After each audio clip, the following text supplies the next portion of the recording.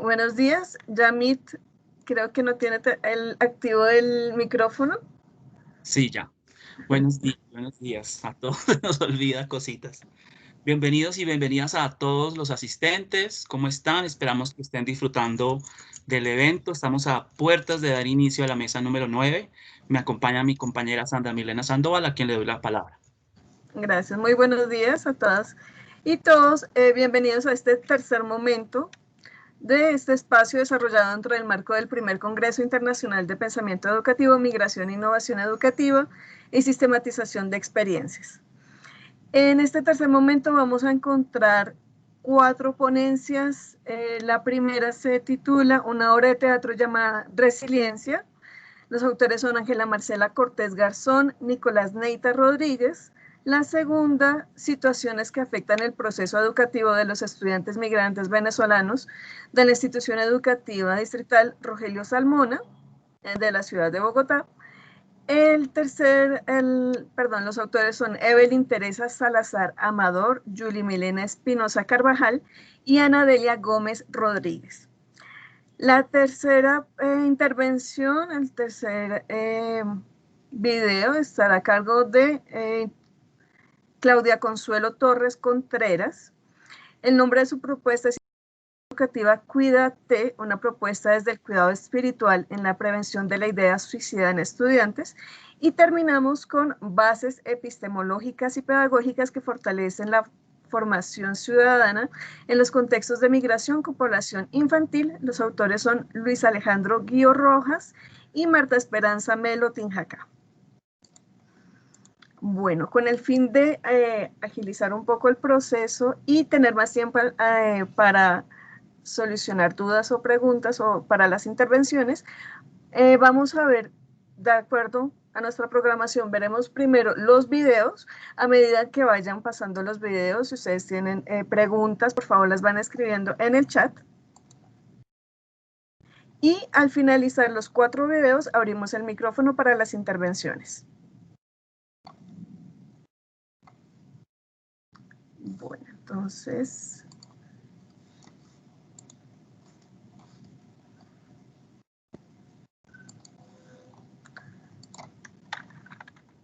empezamos con la primera intervención, una obra de teatro llamada Resiliencia.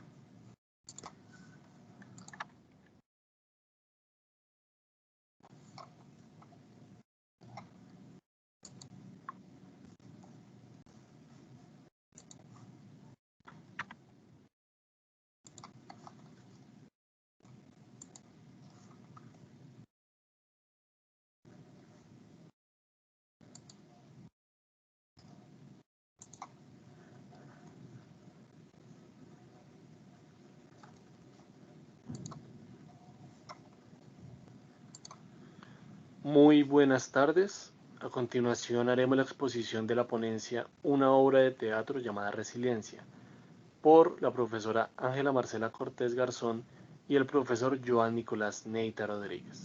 En el contexto de la medicina, los factores de riesgo hacen referencia, según la OMS, a aquellas circunstancias que aumentan la posibilidad de que una persona contraiga una enfermedad o problema de salud. Partiendo de ello y llevándolo al contexto de esta investigación, los factores de riesgo serían aquellas características que disminuyen o dificultan la posibilidad de desarrollar la resiliencia, mientras que los factores de resiliencia son las características propias del individuo o de su entorno que favorecen el desarrollo de esta capacidad humana, permitiendo al individuo enfrentarse, sobreponerse y ser fortalecido por las experiencias adversas. Ahora bien, son varios los factores de riesgo y de resiliencia que se reconocieron en los talleres de arte dramático llevados a cabo con los grupos 605 y 607 del Colegio Nacional Nicolás Esguerra.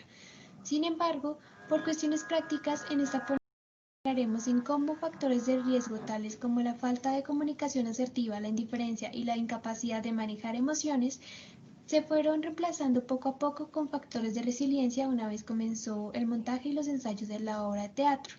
Esta obra se presentaría frente a los demás compañeros de sexto al final de los talleres.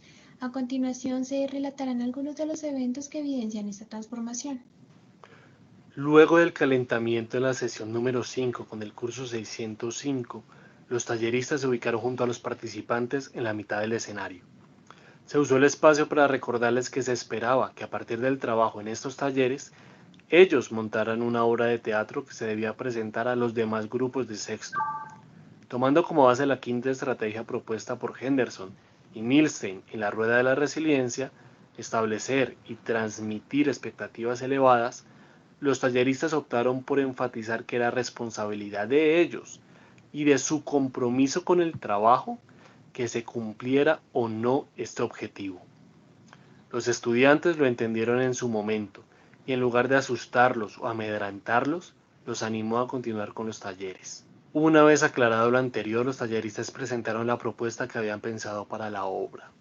La historia es que un día llega un estudiante nuevo, llega de otro colegio, de otra ciudad, otro país, otro planeta. La idea es que este chico nuevo llega a la mitad del año, en un periodo en que ya todos ustedes se conocen. ¿Cómo sería su llegada? ¿Lo aceptarían? ¿Lo rechazarían? El día transcurriría normal, pero después del descanso, una de las maletas habría desaparecido. De allí surgieron preguntas tales como: ¿a quién creen que le echarían la culpa? ¿O quién creen que sería el principal sospechoso? ¿No sería el niño nuevo? El grupo respondió negativamente, incluso algo molesto. Esta negativa tan enfática se podría deber a lo sucedido en la pasada sesión, y según nos cuentan, el hecho de que alguien fuese culpado sin pruebas y resultase inocente es algo que ya había pasado antes. Llegados a este punto, se les propuso que ellos decidieran la historia. En otras palabras, se les brindó la oportunidad de una participación significativa en la que asumieron el rol de dramaturgos del montaje. Finalmente se llegó a dos acuerdos. Primero, dentro de la obra se culparía al estudiante nuevo con el fin de ver la reacción de rechazo o aceptación por parte del público. Segundo, al confrontar al estudiante nuevo por el robo de la maleta, la situación debía llegar a desencadenar una pelea. Los estudiantes manifestaron que esto le daría más realismo a la obra. El tallerista estuvo de acuerdo. Las peleas o confrontaciones físicas son un tema recurrente en las historias compartidas de los dos grupos. Como se aprecian los relatados al momento, las interacciones del grupo se reorganizaron en torno a un nuevo objetivo común, el montaje de la obra. En el transcurso de las siguientes sesiones, los participantes no solo se veían más interesados, sino además propositivos y emocionados. El haber asignado un montaje con tareas precisas y concisas a cada participante permitió que ellos se reconocieran como un elemento importante y necesario al grupo. Este es un aspecto que es característico de la construcción de comunidad. Pero más todavía, posibilitó que reconocieran la importancia de sus compañeros.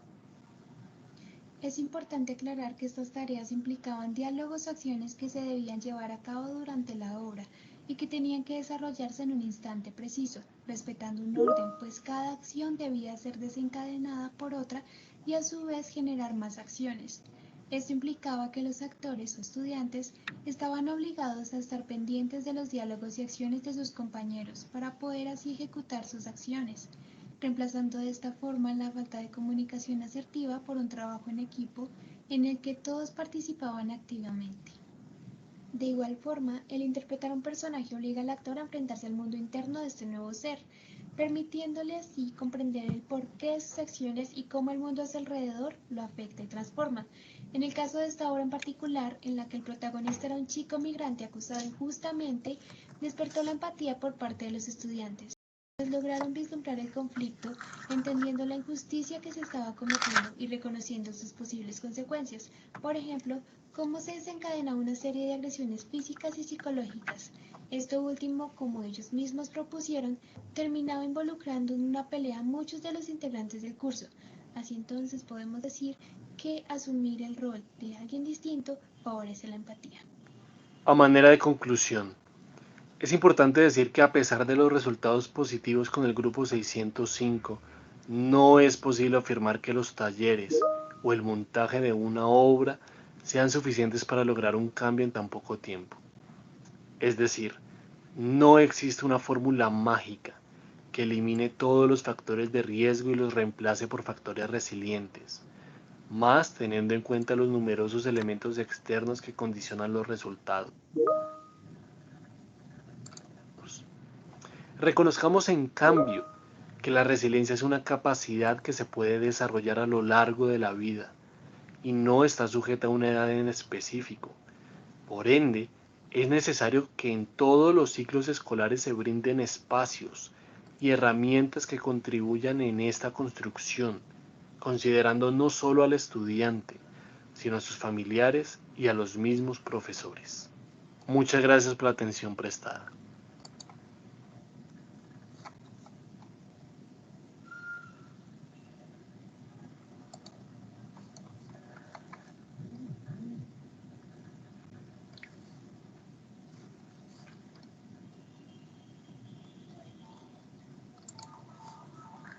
Perfecto. Por favor, les recordamos si tienen dudas, alguna de las preguntas, una pregunta para este grupo, por favor, las pueden ir generando en el chat. Pasamos ahora a nuestro segundo video, situaciones que afectan el proceso educativo de los estudiantes migrantes venezolanos de la Institución Educativa Distrital Rogelio Salmona en la ciudad de Bogotá.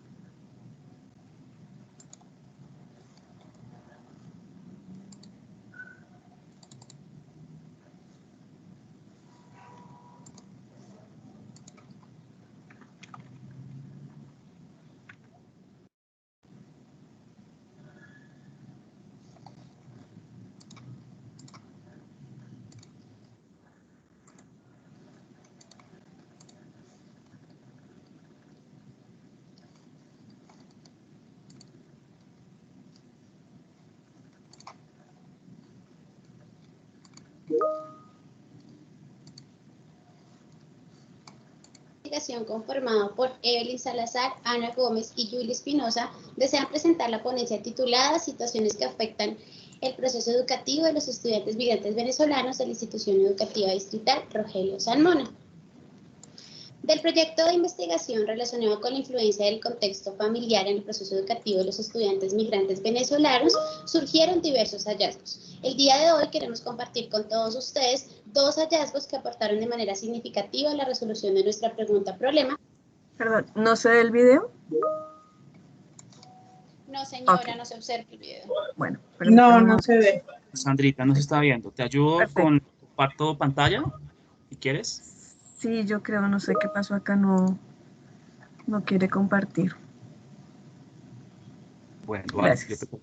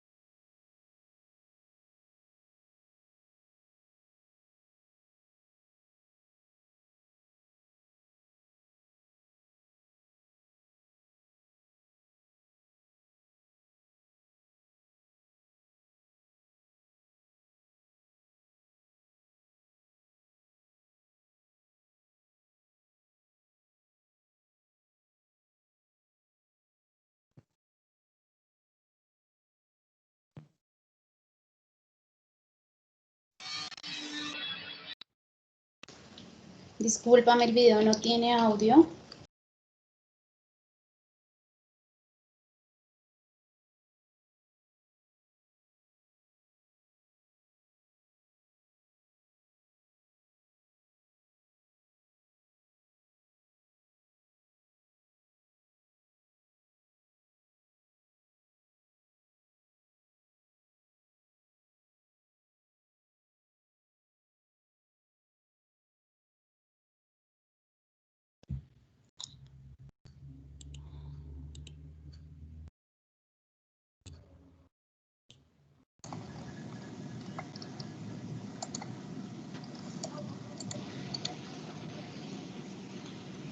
Cursos para la formación integral de los estudiantes, existe una seria preocupación por el ausentismo de los padres de familia al momento de recibir la retroalimentación por parte de los docentes respecto al proceso educativo de sus hijos. Indagando acerca de las causas de este ausentismo, se llegó a la conclusión que el factor económico influye bastante, ya que los padres de familia no cuentan con el tiempo suficiente para dedicarse a sus hijos en las labores académicas, porque tienen que dar prioridad al trabajo y al sustento del hogar. Según lo refieren los estudiantes encuestados, el 65% de los acudientes son profesionales, pero pues debido a su situación de migrante, consiguen trabajos que no son debidamente bien remunerados y tienen que acudir al rebusque para sobrevivir. Además, en las familias venezolanas existe una cultura de poca exigencia a nivel educativo, ya que en el país de origen las instituciones involucran poco a las familias, lo que ha generado un impacto en el desempeño académico al llegar a Colombia. De manera que en algunas ocasiones la falta de tiempo también se ha convertido en un pretexto para no involucrarse del todo en el proceso educativo de sus hijos. El segundo hallazgo de nuestra investigación tiene que ver con la diferencia que existe entre el proceso educativo venezolano y el proceso educativo colombiano. Aquí nos gustaría destacar que la mayoría de los participantes de nuestra investigación mencionaron que la educación en Colombia tiene mayor calidad en comparación con la educación en Venezuela. Esto puede pasar por varios aspectos.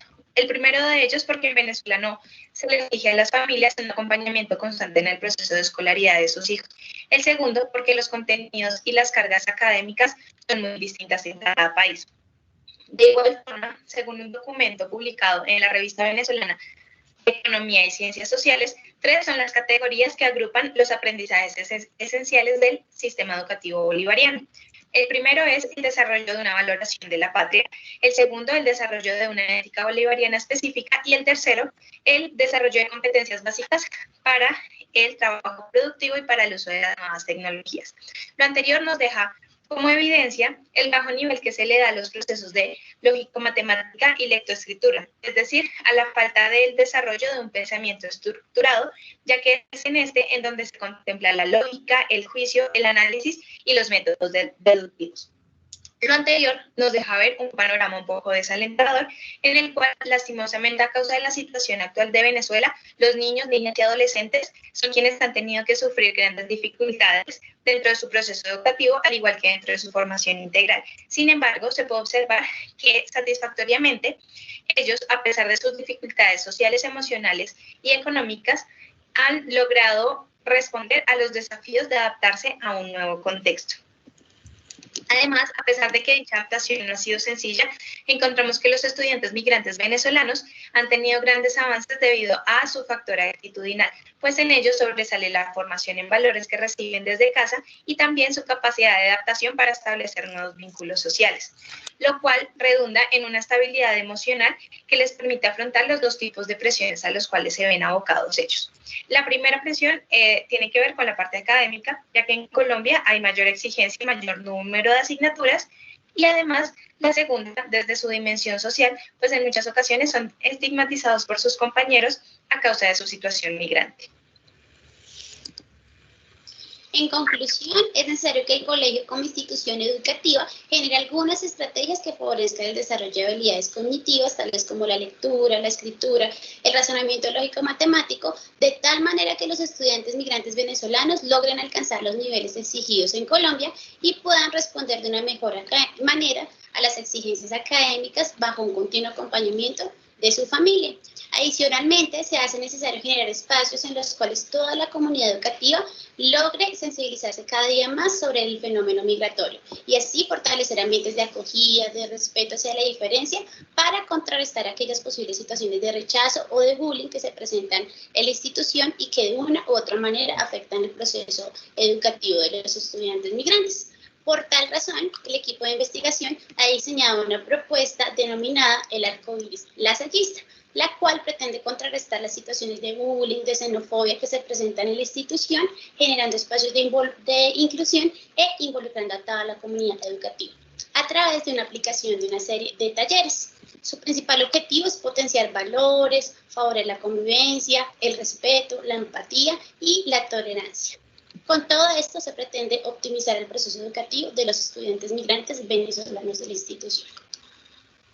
Muchas gracias.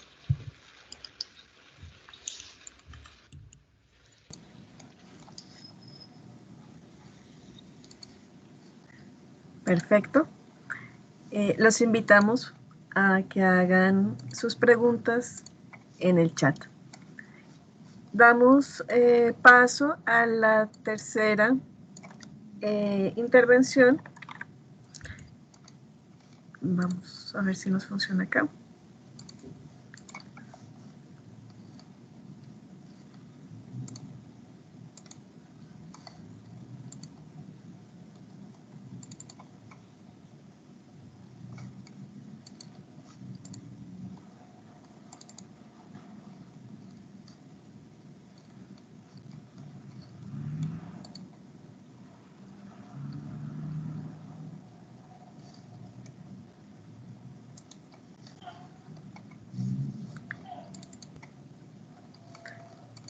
¿Me confirman, por favor, si...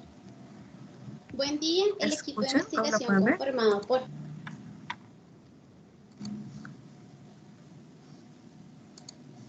Sí, Sandrita, ya estamos viendo la pantalla y se escucha bien. Poder participar de este primer Congreso Internacional de Pensamiento Educativo organizado por la Universidad de La Salle, Colombia. Mi nombre es Claudia Consuelo Torres Contreras, estudiante del Doctorado de Educación y Sociedad de la Universidad de La Salle. Este trabajo está enmarcado en lo que es mi propuesta inicial de tesis doctoral, la cual estoy realizando en la línea de fe, de cultura, fe y formación en valores. El tema es una intervención educativa a la que he denominado Cuídate, una propuesta desde el cuidado espiritual en la prevención de la idea suicida en estudiantes de enfermería. Dentro de la delimitación del planteamiento del problema, hago relevancia de algunas cifras importantes, de las cuales destaco los casos de suicidio que se presentan en población de jóvenes en el marco de edad que incluye la población que inicia o ingresa a la educación superior en Colombia. Por otra parte, mi trayectoria me ha permitido llegar a algunas reflexiones o cuestionamientos frente a mi rol como mujer, como enfermera y como cuidadora, frente a las manifestaciones y percepciones de estudiantes de un sufrimiento no físico, al que podríamos llamar un sufrimiento espiritual, con unos antecedentes de abuso sexual, de maltrato y otros factores importantes. Dentro de mi trayectoria como investigadora he podido evidenciar como categoría emergente comportamientos de autolesión, autoviolencia en población escolar, siendo los factores de suicidio o los factores que conllevan al suicidio también, por otra parte, particularmente los autores que presento acá, importantes de intervenir en esta misma población. Desde un enfoque de cuidado, visto desde el concepto epistemológico como esa necesidad que va más allá de lo físico, de un cuidado material, algunos exponentes como Jim Watson y Leninger nos presentan esa dimensión espiritual como esa necesidad que tiene el ser humano de manifestarse o de encontrarse con él mismo y también con otros. La espiritualidad, los conceptos de espiritualidad y de cuidado espiritual que están relacionados con ese sentido de vida o ese encuentro y relación con la naturaleza, con el otro, conmigo mismo, con un ser superior, que enmarcan en encontrar ese propio sentido de vida. Me he permitido configurar dentro de esto algunas preguntas de investigación. ¿Cuáles serían las principales concepciones teóricas y epistémicas de la educación en enfermería frente al cuidado espiritual? ¿Cuál sería la incidencia? ¿Tenemos ideación suicida en nuestra población? ¿Y cuáles son las concepciones que tienen nuestros egresados frente a la formación en cuidado espiritual? ¿Cuál sería la estructura o sistema de acción que debe llevar mi estrategia? Cuídate de fortalecimiento del cuidado espiritual. ¿Y cuál sería esa afectación o el impacto de esa estrategia en la población de estudiantes de enfermería? Para proponer como objetivo general diseñar una intervención educativa que busque este fortalecimiento del cuidado espiritual, enmarcado dentro de esta línea de cultura, fe y formación en valores. La he abordado desde un concepto abstracto de lo ético que incluya ese cuidado de sí, ese cuidado del otro, esa cultura, experiencia que lleve a una educación en el cuidado. La experiencia dentro de la definición de cuidado espiritual desde una epistemología del cuidado que tenga en cuenta esa historicidad, esa experiencia de cuidadores y cuidadores, para el diseño de la intervención, el testimonio de esos ausentes y el dolor de los casos de suicidio de los jóvenes que han llegado lamentablemente a presentarlo en Colombia, pero que también involucre la mediación para la paz. Y dentro de mi propuesta metodológica, desde una mirada ecosistémica que enmarcada en la teoría de sistema, que busque llegar a una comprensión de estos comportamientos y también a mirar el impacto de la estrategia. Es así como dentro de mi propuesta metodológica está un abordaje mixto planteado por Creswell, quien nos plantea un enfoque sincrónico en paralelo con una fase cuantitativa a través de un diseño cuasi experimental y una fase cualitativa a través de un abordaje fenomenológico de tipo hermenéutico. Sumadas me ayudarían a revisar el impacto y validez de mi estrategia, pero también acercarme a la comprensión del fenómeno de estudio.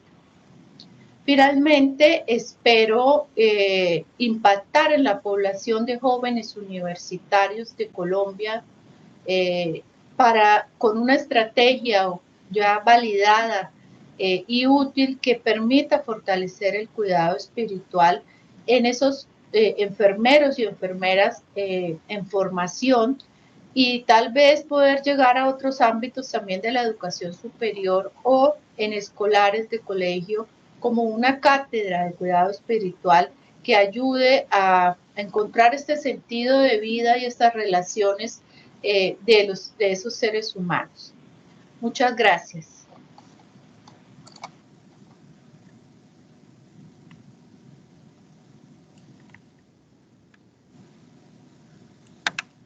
Bueno, entonces hemos llegado a al tercer video de la tercera ponencia. Muchas gracias a los participantes de la mesa que hasta el momento han hecho sus contribuciones en el chat. Les recordamos que por tiempo y por respetar su hora de almuerzo, decidimos mostrar los 4 videos para que la audiencia, los participantes puedan ir revisándolos, ir haciendo las preguntas en el chat, para que así mismo los autores puedan ir revisando qué se les pregunta y puedan estar preparados. Vamos a dar entonces paso a al cuarto video, que se titula Migración, Innovación Educativa y Sistematización de Experiencias en nuestro Congreso. Y, el título de esta cuarta charla es Bases epistemológicas y pedagógicas que fortalecen la formación ciudadana. Cordial saludo, queridos participantes y ponentes del primer Congreso Internacional de Pensamiento Educativo, Migración, Innovación Educativa y Sistematización de Experiencias. Es para nosotros todo un placer el día de hoy presentar el alcance de la investigación realizada a nivel de acuerdo interinstitucional entre la Corporación Universitaria Iberoamericana y la Universidad San Buenaventura de Bogotá, denominada Bases Epistemológicas y Pedagógicas que fortalecen la formación ciudadana en los contextos de migración con población infantil. La investigación es realizada desde la Corporación Universitaria Iberoamericana por la magíster Marta Esperanza Melo, mi persona Luis Alejandro Guío, y por la Universidad San Buenaventura de Bogotá, el doctor Wilmer Hernando Silva.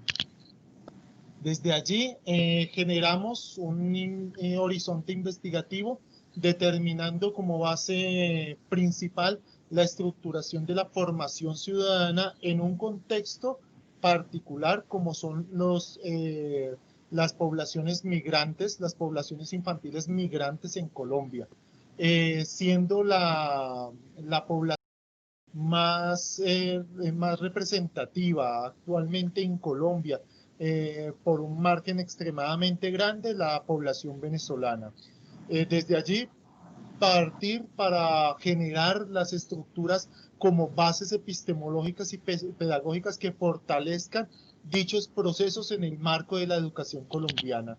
Es así como desde una tipología de investigación cualitativa se inicia un proceso encaminado dentro de un diseño de fenomenología hermenéutica, basado en varios autores, aunque relacionado directamente con el pensamiento de Max van Manen y la relación del círculo hermenéutico. De todas maneras, obviamente partiendo del hecho de que toda investigación cualitativa dentro del marco de su relación intrínseca entre instrumentos y desarrollo metodológico llega a convertirse como un diseño propio. Entonces, desde allí se utilizan como instrumentos básicos la encuesta cerrada, la entrevista semiestructurada, la observación hermenéutica. Es así como se dividen las diferentes fases de desarrollo y se logra llegar a generar unas categorías de análisis desde la perspectiva propia de la investigación. Se genera la perspectiva del prejuicio de este primer indicio de idea confrontada frente al fenómeno, basada en la perspectiva de la educación infantil desde el contexto propio de la migración, de las poblaciones migrantes en Colombia. Básico, obviamente, aunque es un recorrido nacional que se hace aproximadamente con más de 400 estudiantes de licenciatura en toda Colombia, otros más maestros que participan dentro de la investigación, aproximadamente 70 entrevistas recolectadas en toda Colombia, y docentes en formación de la CUI en cooperación directa. Se trabajan tres categorías de análisis desde las cuales se parte para esta investigación. En primera instancia, ciudadanía, perspectivas y experiencias de los migrantes como la base estructural de este proceso de generación del concepto de migrante, la educación de los niños y niñas migrantes desde la perspectiva de no solamente del docente en formación, que es la mayor recogida precisamente, y siendo esta una perspectiva fresca, una perspectiva sana que llega a tener una visión a futuro dentro del proceso que se está determinando en el fenómeno, y el papel del licenciado en la formación ciudadana de los migrantes, retomando como tal la base dentro del esquema que presento en estos momentos, la base que sea la formación ciudadana como el eje fundamental en el cual no se ha enmarcado ninguna otra investigación dentro de los antecedentes o dentro de la relación investigativa que se pueda hacer ante este tema, puesto que la formación ciudadana se ha dejado de lado a sabiendas que dentro de una cultura natal donde existen factores determinantes que han venido desmejorando la calidad de vida, generando una crisis vital en Venezuela por pobreza extrema, dificultades sociales, inconvenientes políticos o represión social, ha formado el hecho del migrante, pero siempre consolidando la formación ciudadana que se tiene en esta cultura natal, llegando a una cultura de acogida que de pronto ha venido estructurando diferentes sistemas para tener argumentos para que se pueda llegar a generar una mejor acogida, aunque con factores importantes que determinan inconvenientes gravísimos para estas poblaciones, como son la xenofobia, la discriminación, la pobreza y la violencia, y diferentes entes gubernamentales que llegan a trabajar directamente con el apoyo al inmigrante, ¿sí? Como es el Banco Mundial y otras instituciones gubernamentales que aquí en Colombia tratan de formular una estructura diferente para la acogida, pero no nos centramos en el diseño de encajar esta estructura de una educación bolivariana ya de una cultura natal a una estructura totalmente diferente en donde la formación ciudadana no existe para ellos porque ya lo tienen arraigado dentro de una cultura natal. Esas son la clase de bases epistemológicas y pedagógicas que llevan a una reflexión frente a lo que se está promulgando en este instante. Ese es el punto del desarrollo intercultural y un pensamiento de una pedagogía decolonial al cual queremos llegar. Muchas gracias, muy amable.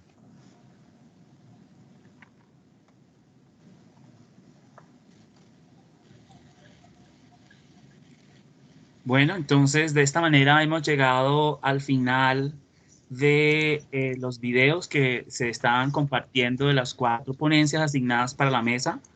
En el chat se hicieron 3 preguntas que invitaremos a los autores de cada una de las ponencias a llevar a cabo, y después pues daremos obviamente la participación a los asistentes para que podamos promover el diálogo, la reflexión. Si mientras van respondiendo los autores, usted como asistente quiere participar, por favor hacer el respectivo pregunta o comentario en el chat. Me escriben en el chat que solamente se vieron 3 ponencias.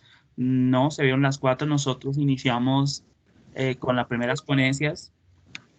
Entonces, creo que de pronto se refiere, Daisy, a la entrada después del momento en que compartimos la primera ponencia, Daisy. Sí, bueno, que ya presentamos las 4, una obra de teatro llamada Resiliencia, bueno, y las diferentes. Vale, entonces... Discúlpame, no quiero ser grosero, pero sí quiero presentar una queja formal.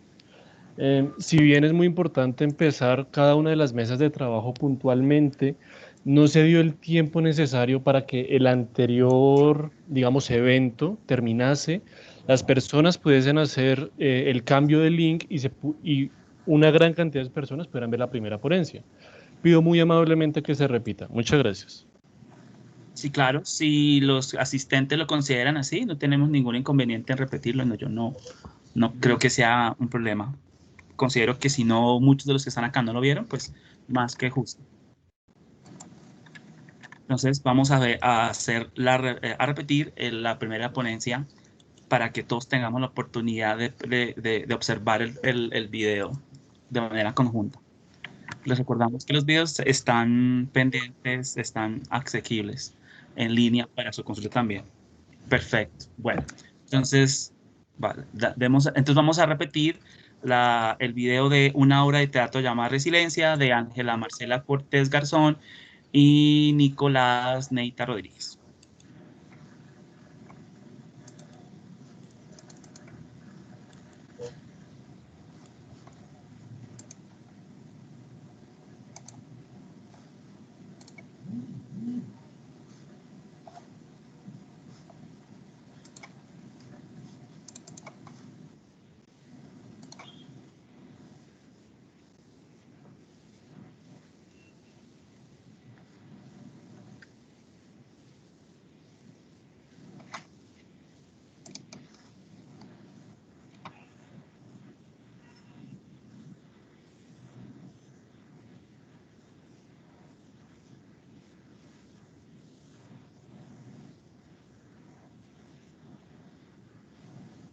Sandra, si quieres repetimos porque no se está escuchando el sonido. Ok. Perfecto.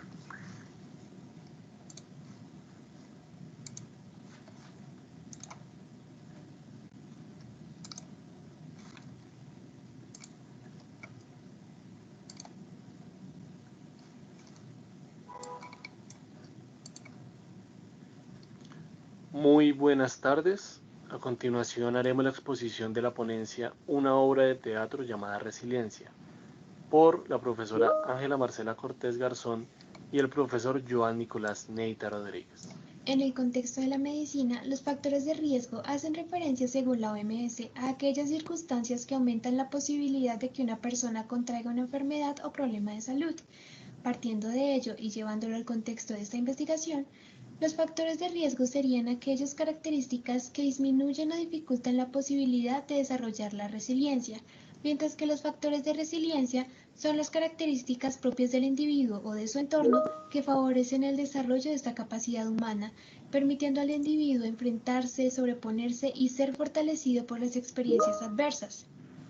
Ahora bien, son varios los factores de riesgo y de resiliencia que se reconocieron en los talleres de arte dramático llevados a cabo con los grupos 605 y 607 del Colegio Nacional Nicolás Esguerra. Sin embargo, por cuestiones prácticas, en esta ponencia nos centraremos en cómo factores de riesgo tales como la falta de comunicación asertiva, la indiferencia y la incapacidad de manejar emociones se fueron reemplazando poco a poco con factores de resiliencia una vez comenzó el montaje y los ensayos de la obra de teatro. Esta obra se presentaría frente a los demás compañeros de sexto al final de los talleres. A continuación se relatarán algunos de los eventos que evidencian esta transformación. Luego del calentamiento en la sesión número 5 con el curso 605, los talleristas se ubicaron junto a los participantes en la mitad del escenario. Se usó el espacio para recordarles que se esperaba que a partir del trabajo en estos talleres, ellos montaran una obra de teatro que se debía presentar a los demás grupos de sexto. Tomando como base la propuesta por Henderson y Milstein en la rueda de la resiliencia, establecer y transmitir expectativas elevadas, los talleristas optaron por enfatizar que era responsabilidad de ellos y de su compromiso con el trabajo que se cumpliera o no este objetivo. Los estudiantes lo entendieron en su momento y en lugar de asustarlos o amedrentarlos, los animó a continuar con los talleres. Una vez aclarado lo anterior, los talleristas presentaron la propuesta que habían pensado para la obra. La historia llega un estudiante nuevo, llega de otro colegio, de otra ciudad, otro país, otro planeta. La idea es que este chico nuevo llegue a la mitad del año, en un periodo en que ya todos ustedes se conocen. ¿Cómo sería su llegada? ¿Lo aceptarían? ¿Lo rechazarían? El día transcurriría normal, pero después del descanso, una de las maletas habría desaparecido. De allí surgieron preguntas tales como: ¿a quién creen que le echarían la culpa? O ¿quién creen que sería el principal sospechoso? ¿No sería el niño nuevo? El grupo respondió negativamente, incluso algo molesto. Esta negativa tan enfática se podría deber a lo sucedido en la pasada sesión, y según nos cuentan, el hecho de que alguien fuese culpado sin pruebas y resultase inocente es algo que ya había pasado antes. Llegados a este punto, se les propuso que ellos decidieran la historia. En otras palabras, se les brindó la oportunidad de una participación significativa en la que asumieron el rol de dramaturgos del montaje. Finalmente se llegó a dos acuerdos. Primero, dentro de la obra se culparía al estudiante nuevo con el fin de ver la reacción de rechazo o aceptación por parte del público. Segundo, al confrontar al estudiante nuevo por el robo de la maleta, la situación debía llegar a desencadenar una pelea. Los estudiantes manifestaron que esto le daría más realismo a la obra. El tallerista estuvo de acuerdo. Las peleas o confrontaciones físicas son un tema recurrente en las historias compartidas de los dos grupos. Como se aprecian los relatados al momento, las interacciones del grupo se reorganizaron en torno a un nuevo objetivo común, el montaje de la obra. En el transcurso de las siguientes sesiones, los participantes no solo se veían más interesados, sino además propositivos y emocionados. El haber asignado un personaje con tareas precisas y concisas a cada participante permitió que ellos se reconocieran como un elemento importante y necesario al grupo. Este es un aspecto que es característico de la construcción de comunidad. pero más todavía, posibilitó que reconocieran la importancia de sus compañeros. Es importante aclarar que estas tareas implicaban diálogos o acciones que se debían llevar a cabo durante la obra y que tenían que desarrollarse en un instante preciso, respetando un orden, pues cada acción debía ser desencadenada por otra y a su vez generar más acciones. Esto implicaba que los actores o estudiantes estaban obligados a estar pendientes de los diálogos y acciones de sus compañeros para poder así ejecutar sus acciones, reemplazando de esta forma la falta de comunicación asertiva por un trabajo en equipo en el que todos participaban activamente. De igual forma, el interpretar a un personaje obliga al actor a enfrentarse al mundo interno de este nuevo ser, permitiéndole así comprender el porqué de sus acciones y cómo el mundo a su alrededor lo afecta y transforma. En el caso de esta obra en particular, en la que el protagonista era un chico migrante acusado injustamente, despertó la empatía por parte de los estudiantes, quienes lograron vislumbrar el conflicto, entendiendo la injusticia que se estaba cometiendo y reconociendo sus posibles consecuencias. Por ejemplo, cómo se desencadena una serie de agresiones físicas y psicológicas. Esto último, como ellos mismos propusieron, terminaba involucrando en una pelea a muchos de los integrantes del curso. Así entonces podemos decir que asumir el rol de alguien distinto favorece la empatía. A manera de conclusión, es importante decir que a pesar de los resultados positivos con el grupo 605, no es posible afirmar que los talleres o el montaje de una obra sean suficientes para lograr un cambio en tan poco tiempo. Es decir, no existe una fórmula mágica que elimine todos los factores de riesgo y los reemplace por factores resilientes, más a los numerosos elementos externos que condicionan los resultados. Reconozcamos en cambio que la resiliencia es una capacidad que se puede desarrollar a lo largo de la vida y no está sujeta a una edad en específico. Por ende, es necesario que en todos los ciclos escolares se brinden espacios y herramientas que contribuyan en esta construcción, considerando no solo al estudiante, sino a sus familiares y a los mismos profesores. Muchas gracias por la atención prestada.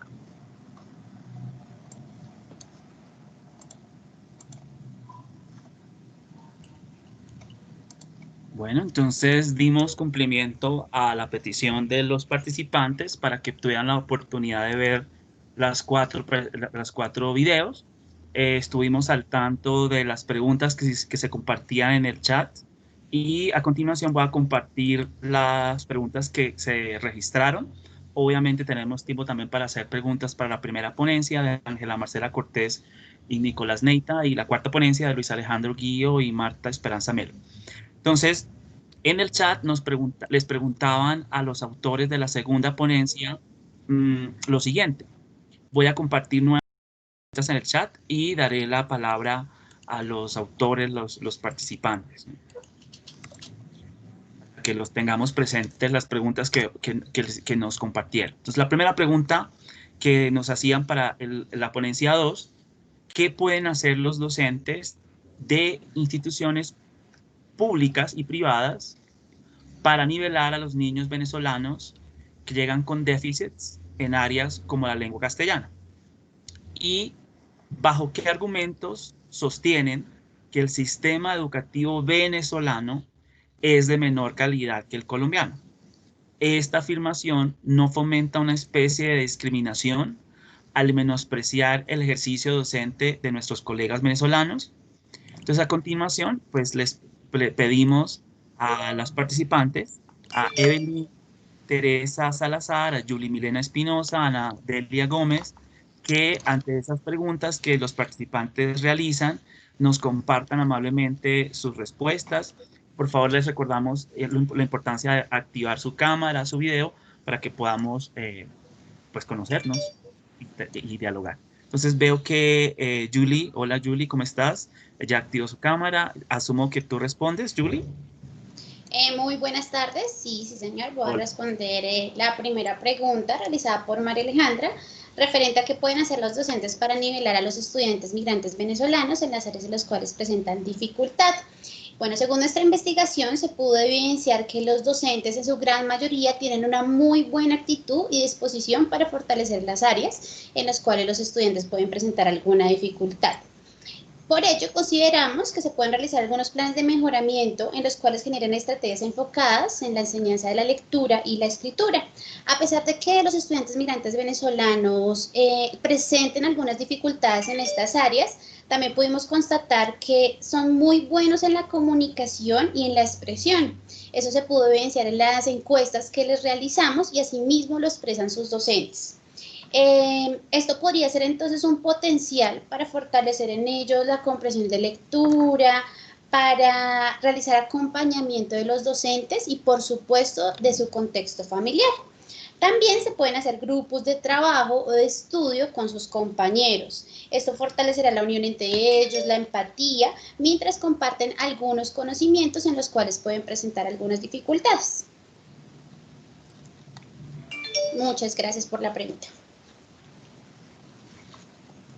Muy buenas tardes para todos, dando respuesta a la segunda pregunta que tiene que ver con, bueno, bajo qué argumentos sostenemos que el sistema educativo venezolano tiene menor calidad en comparación con el sistema educativo colombiano. Son varios factores los que tuvimos en cuenta para poder dar esta situación.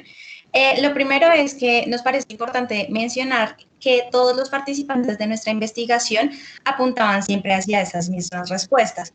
Tanto estudiantes dentro de la encuesta que les realizamos, ellos también, bueno, tuvimos varios momentos para poder interactuar con ellos y ellos manifestaban que en términos de calidad educativa consideraban que pues en Colombia tenían mayor nivel de asignaturas para ver, mayor nivel de horas académicas también y que los niveles de exigencia eran mucho más complejos acá que en Venezuela. A esto también pues queremos añadir que los docentes también manifestaban que notaban grandes dificultades en los procesos de lectoescritura y de lógico-matemática en los estudiantes. También evidenciaban grandes dificultades en el área de inglés y gracias a los estudiantes y a las madres de familia que asistieron al taller, logramos, cómo identificar que los estudiantes en Venezuela no ven inglés desde los primeros años como nosotros lo hacemos acá. Ellos empiezan a ver el área de inglés desde la secundaria. Además, también es importante mencionar que muchas madres de familia nos mencionaban que muchos temas de los que sus hijos estaban viendo en el colegio, ellas nunca lo vieron en el colegio, sino que lo veían era en el liceo, que el liceo puede ser como de pronto un técnico, un tecnológico, o incluso en la universidad habían temas que ellas estaban logrando observar que sus hijos en el colegio acá en Colombia estaban viendo, pero que en Venezuela lo estarían viendo en niveles muchísimo más avanzados. También nosotros citábamos en nuestra ponencia un artículo de la revista venezolana de Economía y Ciencias Sociales, porque acá se agrupaban tres aspectos importantes con los que se caracterizaba el sistema educativo bolivariano. Y de estos aspectos, lo que más primaba era todo el tema de valoración de la patria, del desarrollo de una ética bolivariana específica. Esto también pues nos dejaba ver que pues se le da de pronto un bajo nivel a competencias relacionadas con la parte lógico-matemática y lectoescritural, es decir, pues con la falta del desarrollo de un pensamiento estructurado para poder contemplar la lógica, el juicio, el análisis y los métodos deductivos. Esta pregunta también tenía, otra pregunta que tenía que ver un poco con el tema que en sí considerábamos que esto podía ser un poco discriminatorio con nuestros colegas venezolanos. Desde la posición en que nosotras lo vemos, no lo vemos desde una posición discriminatoria, sino desde una posición de querer hacer una invitación al crecimiento continuo de la práctica pedagógica, no solamente de los docentes bolivarianos, sino también de nosotros, porque igual, siempre van a haber comparaciones a nivel de términos educativos en los diferentes países, y pues sabemos que Colombia tampoco es que sea el mejor país en términos educativos, pero esto se tiene que transformar es desde la práctica pedagógica y desde los procesos de reflexión y deseo de transformación de cada uno de los docentes. Muchas gracias. Muchas gracias, Evelyn, muy amable por tu respuesta. Tenemos una mano levantada de Luis Alejandro. Luis Alejandro, por favor, tienes la palabra. Muy buenas tardes ya. Sí, uno precisamente asociando las preguntas que se están presentando en este instante, referente a la concepción que tenemos dentro del sistema educativo venezolano en los últimos estudios, Obviamente no podemos partir de pronto de algunas realidades que sí estamos afrontando en el choque con los estudiantes actualmente en Colombia, porque podríamos decir exactamente en las mismas condiciones que los estudiantes, obviamente que están realizando el proceso de migración, son estudiantes con dificultades muy grandes, y eso es lo que están recogiendo nuestras instituciones educativas, eso es muy claro. Entonces, pues tampoco podemos llegar a una valoración de este tipo, pero sí dentro de eso enmarcarla, como lo comentaba la compañera anteriormente, enmarcar esto dentro del prototipo de sistema educativo que se manejaba. Obviamente tiene otros parámetros totalmente diferentes que son en los cuales se encasilla absolutamente todo el proceso, ¿sí? Y es precisamente de allí donde parte la investigación que nosotros realizamos, y es frente a la formación ciudadana, cómo el enlace de la formación ciudadana sí parte endola trascendentalmente la educación en Venezuela y aquí en Colombia. Cuando ellos llegan a este choque, por eso el lugar de acogida sencillamente es un lugar de paso, es un lugar en donde no se vive un duelo de migrante, como sabemos perfectamente que se tiene que vivir, y tampoco se observa unas características propias para adaptar dentro de estas medidas un sistema educativo que sea de acogida. Muchas gracias. Luis Alejandro, a propósito, ya que te tenemos ahí, a tu ponencia llegó la siguiente pregunta: ¿cómo reconfigurar la historia con los pueblos migrantes internos y externos? Que creo que tiene que ver mucho también con la formación de la competencia ciudadana a la cual te referías. Nos gustaría entonces que aprovecháramos, ya que estás con nosotros, para que a partir de tu experiencia investigativa nos ayudes con algunos acercamientos a la reconfiguración histórica de los pueblos migrantes internos y externos. Muchas gracias.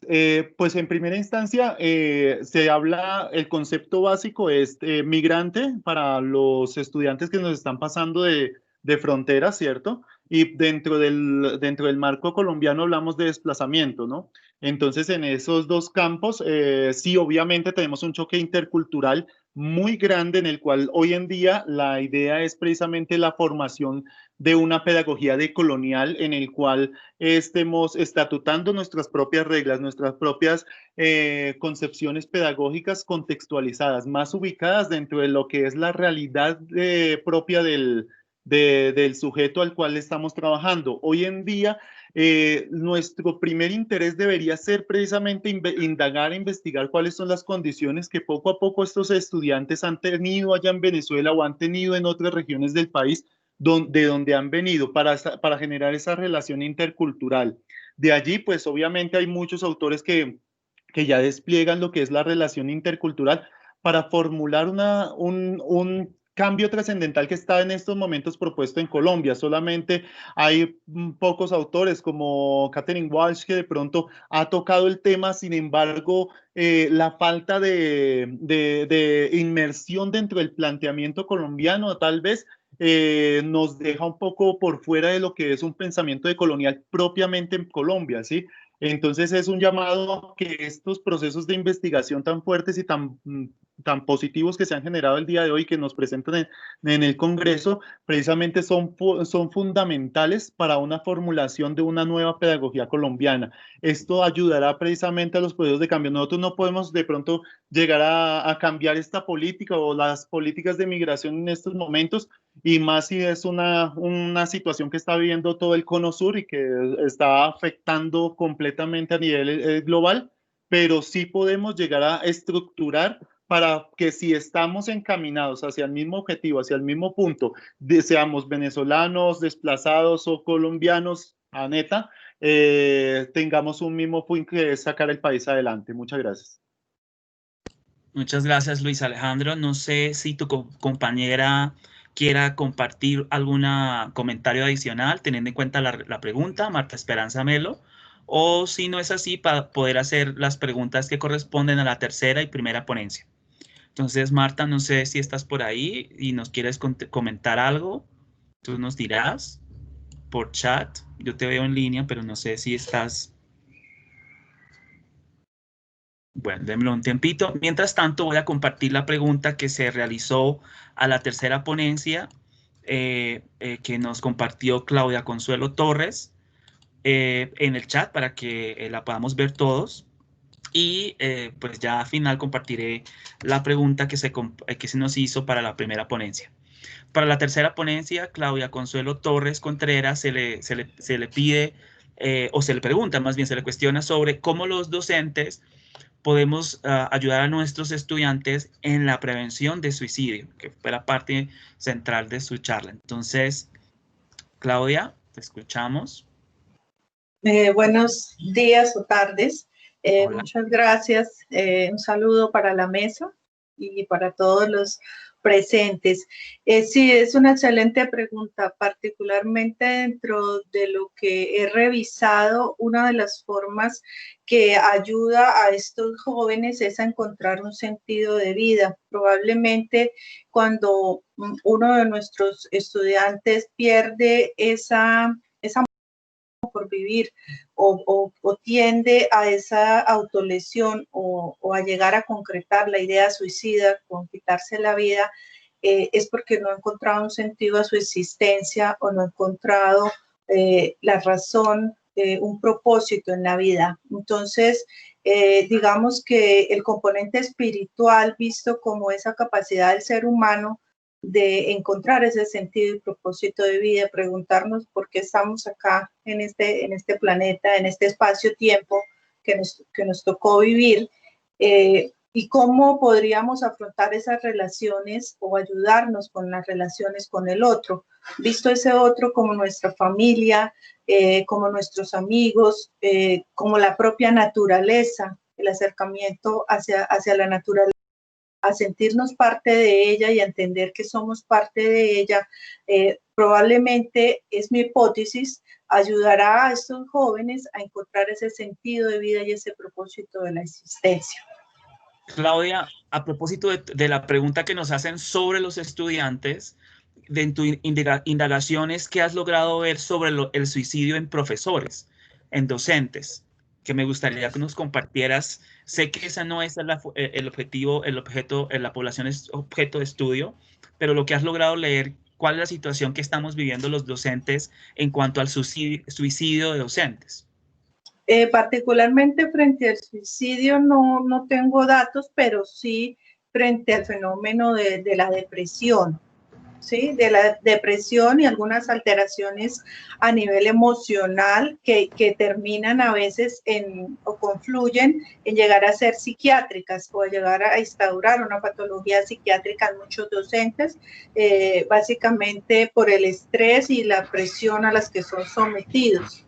En cifras de suicidio no tengo datos actualmente, sin embargo es importante mencionar que en Colombia, según las cifras de medicina legal, el suicidio ha venido en aumento, y un 50% está en población joven, que es lo que llama la atención inicialmente a mi pregunta de investigación, pero el otro 50% es población adulta. Probablemente entre ellas se considere este grupo poblacional, pero sí alteraciones emocionales, psicológicas, psiquiátricas, frecuentemente sí en docentes. Sería muy interesante mirarlo de manera focalizada también. Claudia, nos hacen una pregunta sobre qué comportamientos se considerarían autolesión. Bueno, hay una, bueno, no quería decir la palabra moda, pero una moda entre los jóvenes que es cortarse o hacerse cortes en la piel, ¿sí? Lo cual les deja unas cicatrices, y eso sí lo hemos evidenciado en nuestro programa, y las chicas nos muestran esos cortes y esas marcas, a veces como hasta sintiéndose un poco orgulloso de ellas. Esas son algunas de las autolesiones, y otros pues son tomar sustancias, ¿cierto? Con el ánimo de concretar una ideación suicida. Entonces el consumo de sustancias tóxicas para intentar quitarse la vida por llevar algunas sobredosis, pero básicamente lo que más estamos viendo ahorita, incluso en un estudio que hicimos en escolares, que lo presentaba inicialmente en el planteamiento del problema en colegios, fue una categoría emergente de encontrar, ahora se le llama cutting, se le ha denominado, que es que los muchachos se cortan, y parece que cada vez que les duele el alma, o les duele, tienen ese sufrimiento espiritual, ellos se cortan. como tratando de llamar la atención o tal vez tratando de compensar ese sufrimiento no físico que muchos de ellos manifiestan. Muchas gracias, Para. En el contexto también han surgido cosas interesantes y creo que son de abordar, que son temas de abuso físico en las familias, ¿cierto? Que podría también ser un factor que pueda estar conllevando a estas ideaciones suicidas, abuso sexual también, que hemos visto que marcan mucho esa condición en estos estudiantes, y los problemas económicos, pues que todos sabemos en los que están inmersos y cómo tienen que sortear muchas veces nuestros estudiantes también. Mil gracias por tu respuesta, nos da puntos para tomar en cuenta y reflexionar. A continuación, compartiré la pregunta que se le hizo a la primera ponencia en el chat para que ellos amablemente nos compartan su respuesta, y al final tendremos un breve espacio para comentarios adicionales que queramos hacer antes de cerrar la mesa. Para el primer grupo, para la primera ponencia, perdón, la pregunta que se nos hizo a través del chat es ¿qué elementos se deben tener en cuenta para realizar actividades de teatro con estudiantes migrantes? Entonces, le voy a ceder la palabra a Nicolás. Nicolás. Muchas gracias. Me dispongo a responder. ¿Qué elementos se deben tener en cuenta para realizar actividades de teatro con estudiantes migrantes? Lo primero es reconocer, como dice Augusto Boal, que el teatro permite que las personas se puedan reconocer entre ellas mismas, más allá de las etiquetas sociales que nosotros les demos, es decir, más allá de su religión, más allá de su nacionalidad, más allá de su sexualidad, más allá de su físico. Esto implica que una vez el actor empieza a trabajar, el estudiante empieza a trabajar en el teatro, reconoce al otro como lo que es, un individuo con sus propias características. Eso es fundamental tanto a la hora de trabajar con estudiantes, con chicos menores de edad, y sobre todo trabajar con poblaciones en que hay estudiantes migrantes, estudiantes no migrantes, por un lado. Dos, continuando con Augusto Boal, es fundamental eliminar la competencia. Más allá de lo que nosotros podríamos considerar como algo bueno, ¿no? Dentro del juego, la competencia, el teatro, aunque también es un juego, también implica otros elementos. Y dentro de estos elementos no se puede permitir cosas como la violencia, como el juego brusco, como las groserías, los insultos. Y una forma de cortar esto de tajo es haciéndolos entender, explicarles que todos los participantes de la obra de teatro están ahí para trabajar en grupo por un único objetivo. No estamos compitiendo entre nosotros ni quién hace mejor el personaje, quién entendió mejor el ejercicio, sino todos estamos encaminados a la obra de teatro. Y finalmente, la importancia de dos elementos propuestos por Henderson y Milstein en la Rueda de la Resiliencia. La primera es brindar oportunidades de participación significativa, es decir, que los estudiantes sientan que sus aportes realmente importan, realmente se están escuchando y realmente están afectando el montaje de la obra. No de que ellos hacen una propuesta y eso quedó en el aire y nunca le pusieron cuidado y nunca se puso en práctica. Y segundo, fijar límites y claros firmes. Y eso vuelve a la eliminación de la competencia. Es decir, claro, así como tus ideas importan, así como te escuchamos y ponemos en práctica todo lo que nos propones, también tenemos que escuchar al compañero, porque el compañero también es una persona valiosa y también es importante que sus ideas sean tenidas en cuenta.